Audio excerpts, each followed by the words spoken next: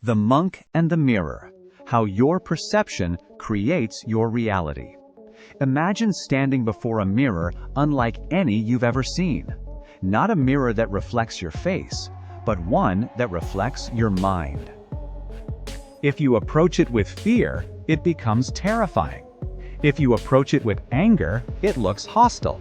And if you approach it with peace, the entire world inside it transforms. Now ask yourself, what if life has been that mirror all along? What if the world you've been fighting isn't your greatest enemy, but simply a reflection of the way you've learned to see it? Today, I'll tell you the story of a monk who discovered a truth so profound, it changed not only his life, but the lives of everyone who met him. Stay until the end, because this story might permanently change the way you see every problem you've ever faced. Long ago, hidden deep within mist-covered mountains, there stood an ancient monastery. People traveled for weeks seeking the wisdom of its old master. Among the visitors was a young man named Taro. His life had become unbearable. He blamed everyone. His family misunderstood him. His friends betrayed him. His employer treated him unfairly. Everywhere he went, people disappointed him. After climbing the mountain, exhausted and frustrated, he finally met the old monk. "I've come because the world is against me," Taro said. "No matter where I go, I find conflict." The monk listened quietly. Then he smiled. Without saying a word, he handed Taro a polished bronze mirror. "This mirror," the monk said softly, "will answer every question you have." Confused, Taro looked into it. He saw only himself. "Is this some kind of joke?" The monk simply replied, "Look deeper." For several days, Taro stayed at the monastery. Every morning, he looked into the mirror. Nothing changed. He became irritated. "This mirror does nothing." The monk nodded. "So does the world." Taro frowned. "I don't understand." The monk took the mirror and carried it outside. Clouds covered the sky. The reflection looked gray. Moments later, the clouds disappeared. The exact same mirror now reflected brilliant blue skies. "The mirror never changed," said the monk. "It only reflected what stood before it." Then he looked directly into Taro's eyes. "Your mind works the same way." When your thoughts are filled with resentment, you see enemies. When your thoughts are filled with fear, you see danger everywhere. When your heart is peaceful, even difficulties begin to teach instead of threaten. The world is rarely what it is often what your mind makes it appear to be. At first, Taro resisted. Surely people had treated him unfairly. Surely life had been cruel. The monk didn't deny that. He simply asked, "When someone insults you, where does the suffering happen?" "In me." "When someone ignores you, where does the pain appear?" "In me." "When tomorrow frightens you, where does that fear exist?" "In me."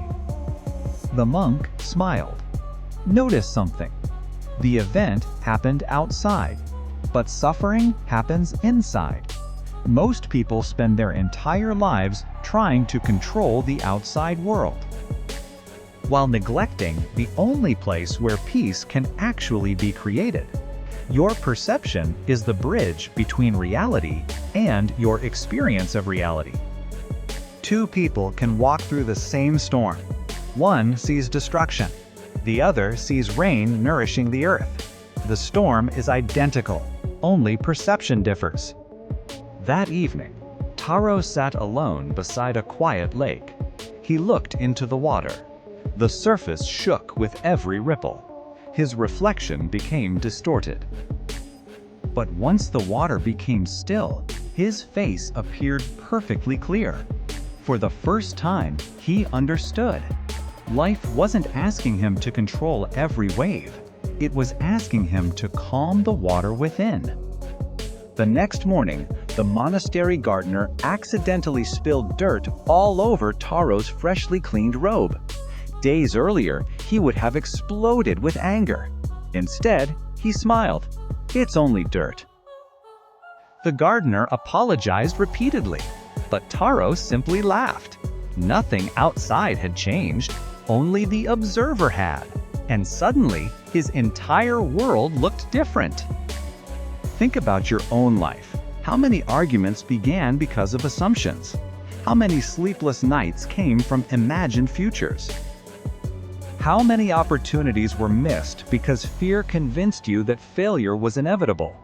The greatest prison is not your circumstances. It's the story your mind keeps telling about them. This doesn't mean ignoring injustice. It doesn't mean pretending pain doesn't exist. It means recognizing that while you cannot always choose what happens, you can choose the meaning you give it. That choice changes everything. Before Taro left the monastery, he returned the mirror. The monk smiled and pushed it back toward him. "You no longer need this." "Why?" "Because now you know." The mirror was never made of bronze. It has always been your own mind. So tonight, before you blame the world, before you assume the worst, before you believe every fearful thought, pause for just a moment.